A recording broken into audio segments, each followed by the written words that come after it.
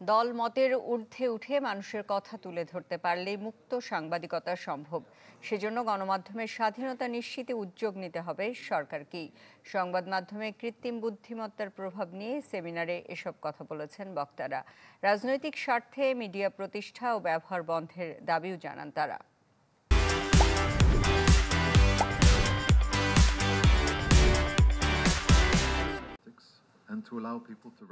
মুক্ত গণমাধ্যম দিবস উপলক্ষে ইউনেস্কো ও সুইডেন দূতাবাসের সহযোগিতায় টিআইবির এই seminar.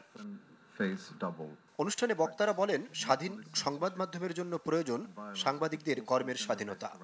But artificial intelligence should not only be seen as a villain or a problem. It can, when it's used responsibly, transparently and ethically, become a powerful ally in advancing quality journalism. ফিলিস্তিনের শহীদ সাংবাদিকদের আত্মত্যাগ সাংবাদিকতায় সাহসের প্রতীক এমন মন্তব্য করে গণমাধ্যম সংস্কার কমিশনের সভাপতি বলেন, রাজনৈতিক এজেন্ডা বাস্তবায়নের হাতিয়ার যেন মিডিয়া না হয়, সেটি নিশ্চিত করা জরুরি। ব্রেভ হওয়া, আরো ব্রেভ হওয়া, এটা এখন কঠিন হয়ে পড়েছে বৈশ্বিক বাস্তবতার কারণে। আমরা ইতিমধ্যে আমাদের ব্রেভনেস দেখিয়েছি। আমাদের 6 জন সাংবাদিক গত আন্দোলনে প্রাণ উৎসর্গ করেছেন।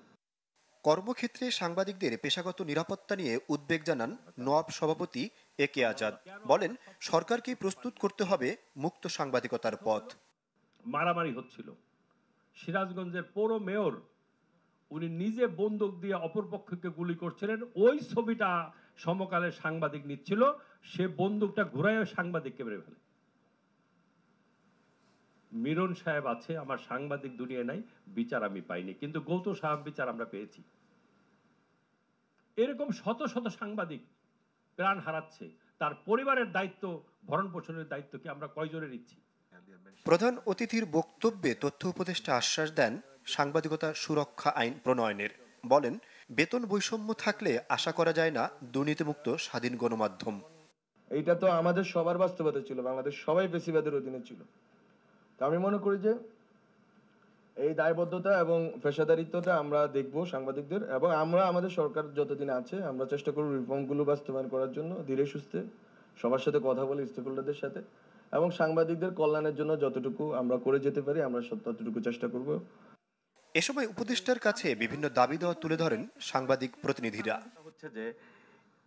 আহমেদ সোহাগ, চ্যানেল 24, ঢাকা।